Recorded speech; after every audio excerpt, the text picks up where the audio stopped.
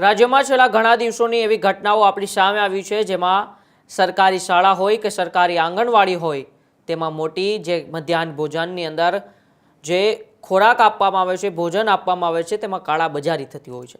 એમાં અમુક નેતાઓનો હાથ પણ હોય છે, તો અમુક ક્યાંક ને ક્યાંક અધિકારીનો હાથ હોય છે, તો શાળાના સંચાલક અથવા જે પણ આંગણવાડીના કર્મચારી હોય છે તેમનો પણ હાથ હોય છે. જ્યાં રાજકોટમાં જે આંગણવાડીમાં બાળકોને જે ભોજન આપવામાં આવે છે તેનો કોળીઓ છીનવવામાં એક મોટું કૌભાંડ અત્યારે સામે આવી રહ્યું છે. પરંતુ એ કૌભાંડ જે ત્યાંના કર્મચારીઓ અને નેતાઓ સાથે મળીને કરતા હતા, એ કૌભાંડ એમનું પૂરું થાય એ પહેલાં જ ત્યાંના અધિકારી તેમની ઉપર લાઈવ રેડ કરે છે અને રેડમાં તે કૌભાંડને નિષ્ફળ બનાવે છે. અને આજે આપણે તેની ચર્ચા કરવી છે. એ લાઈવ રેડનો વિડીયો પણ મારે તમને બતાવવો છે અને અધિકારી અને સાથે સાથે એ આંગણવાડીના કર્મચારી શું કહી રહ્યા છે એ પણ આજે આપણે ચર્ચા કરવી છે. ગુજરાત રાજ્યનું મહાનગર એટલે કે રાજકોટની અંદર એક આંગણવાડીઓ જે ઠેર ઠેર વોર્ડની અંદર ચાલે છે, પરંતુ વોર્ડ નંબર 6ની અંદર જે પણ આંગણવાડી ચાલે છે તે આંગણવાડીની અંદર બાળકોને મધ્યાહન ભોજનની અંદર જે ખોરાક આપવામાં આવે છે તે ખોરાકને લઈને એક કૌભાંડ સામે આવે છે. રિક્ષા ભરેલી સરકારી જે ખોરાક હોય છે, એ ખોરાકનો કાચો માલ હોય છે, એનો જથ્થો એ ત્યાંના અધિકારી લાઈવ રેડમાં પકડે છે અને રાજકોટ શહેરમાં માસૂમ બાળકો અને સગર્ભા માતા માટે જે પણ સરકાર ઉપરથી જે ખોરાક મોકલે છે, જે પૌષ્ટિક આહાર હોય છે, તેમના પેકેટ હોય છે, એ સરકારી પૌષ્ટિક આહાર બારોબાર ઉચાપત કરવાનો જે પ્રયાસ હતો એ પ્રયાસ નિષ્ફળ કરવામાં આવે છે.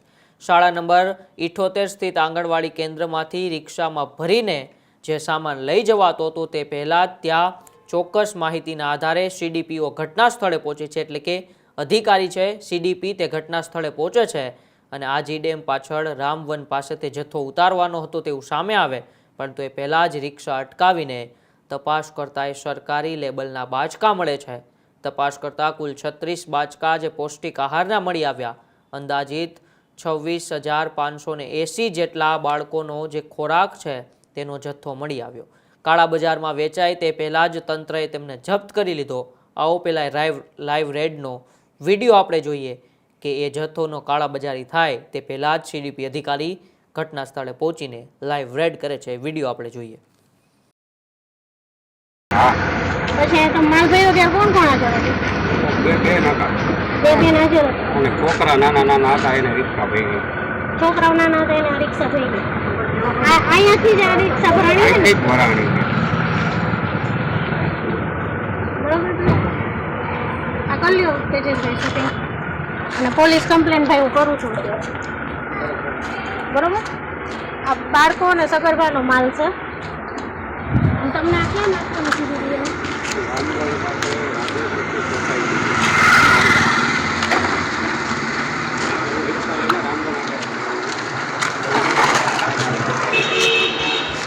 મારું કરવું એને આ પાડી. હું અહીંયા આવ્યો ને વસ્તુ બધી આમાં ભરી માહિતી રાખો, પણ એમાં લોકો મારી હારે ગયા. પછી ત્યાં આવ્યા એનું ઘરે મેં જોયું નહોતું. રસ્તામાં બીજા ભાઈ રાહ જોઈને ઉભા હતા ને એને મને ઘર બતાવ્યું. કરો એ ભાઈને ફોન. નંબર જ નથી. તો તમારે કેવી રીતે એની પાસે જવાનું હતું? તમે હું ત્યાં બેસું છું, સોસાયટી મારી જોયેલી. તો તમે કેવો તમે ભયો છો? ત્યાં બધું પોકી ગયો ભાઈ ત્યાં હતા. હું આવી ગયો ભાઈ ત્યાં હતા. એમાં એવું છે કે આ ભાઈ રામવન પાર્ક રહ્યું ને ત્યાં ભાડા માટે હું કન્ટિન્યુ ત્યાં જ બેઠો હોય. એટલે ઓલા સોસાયટીમાં આ ભાઈ ત્યાં કોઈને કઈ જવું હોય તો મને કે રિક્ષા ગોવે તો આવે મારી પાસે. એ ભાઈ કોણ હતા એ તમને મેં શૂટિંગ ઉતાર્યું છે, બતાવું તમને. આ ભાઈ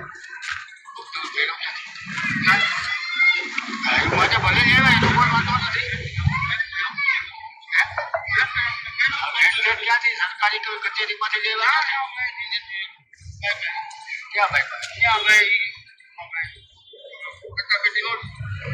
એ કે કેટલા પેટી માટે કર્યો?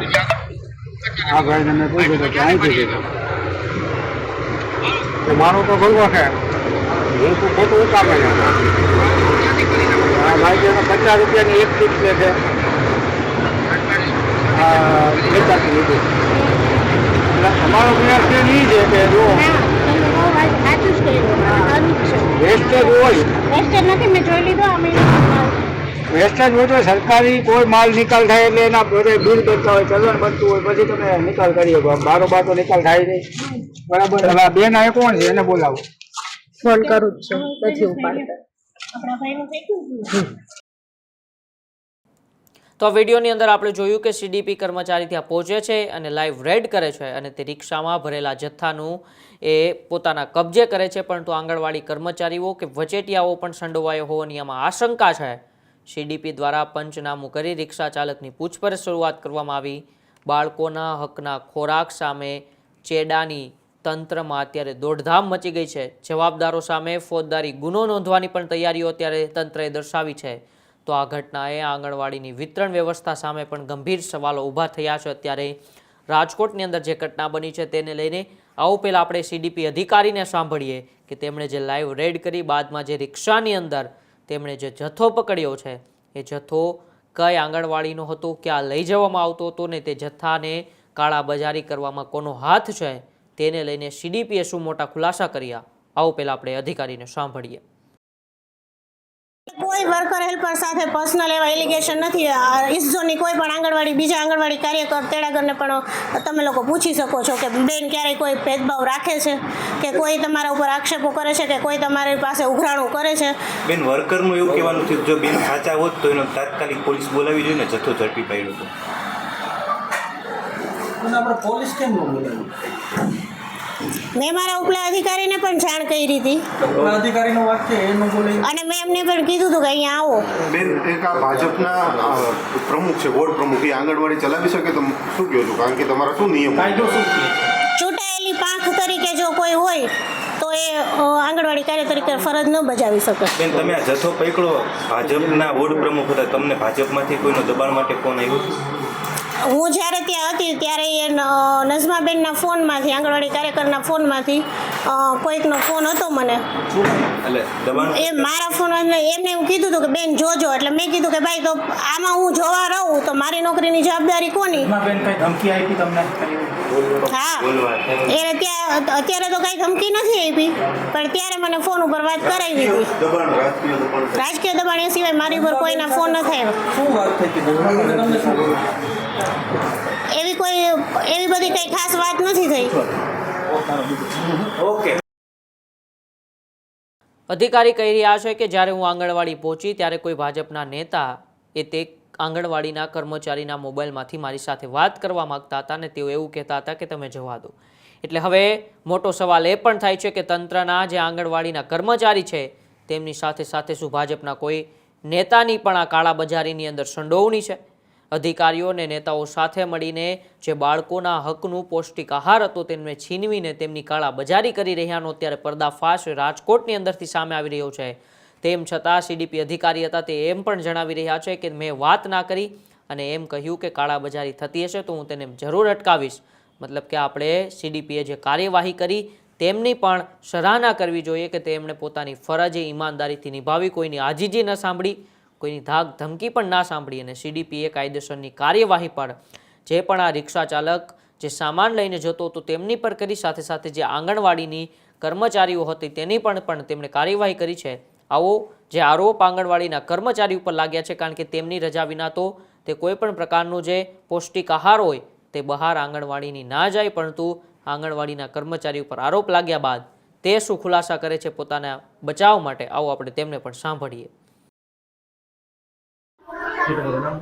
ખમા બજાલા તમે આંગણવાડીમાં શું હેલ્પર છું. આંગણવાડીની જે કહેવાય જે છોકરાઓને ખાવાનો જે માલ હતો તે બહાર જતો હોય કેવી વાત આવી છે? એ બને જ નહીં સાહેબ. અમારો માલ એ 12:45 અહીં ઉતરો છે, 36 બાચકા ઉતરો છે અને અત્યારે આ પડ્યો. અમે દઈ દીધો હોય તો કઈ થોડો અમારા આંગણવાડી પાછો આવે. શું માલ શું હતો અંદર એમાં? બાલ શક્તિ, પૂર્ણ શક્તિ, માતૃશક્તિ કેટલા ક્યાંથી માલ હતો? અમારા આવે છે ત્યાંથી જ. દરરોજ આવે છે કઈ રીતે? દર મહિને આવે. દર મહિને શું માલ આવે છે? 40 બાચકા. પકડ્યો છે સીડીએસઓ એમ કહે છે કે માલ પકડ્યો છે રામબન પાસેથી. એ વસ્તુની કોઈ મને ખબર નથી સાહેબ. તો તમારે દર મહિને કેટલો માલ આવતો અહીંયા? 40 બાચકા કહું તો શું. અત્યારે કેટલા બાકી છે? આ ઓછો થઈ ગયો, 36 બાચકા. હવે ઈ અમે એને પૂછ્યું પણ ઈ હવે ઉપરથી ઈ ઓછો આવે એનું કાંઈ નહીં, અમારું કાંઈ ન ઓલું કરવું જોઈએ. હવે ઈ તો અમારા વર્કરને ખબર હોય સાહેબ. રજા ઉપર છે નજમાબેન પઠા. નજમાબેન પઠા રજા ઉપર છે. એના બાજુમાં એના સગામાં કોકને ડિલિવરી આવી છે, 2 દિવસની રજા ઉપર છે. માલ કાલે આવ્યો 12:45. 36 બાચકા આવ્યા.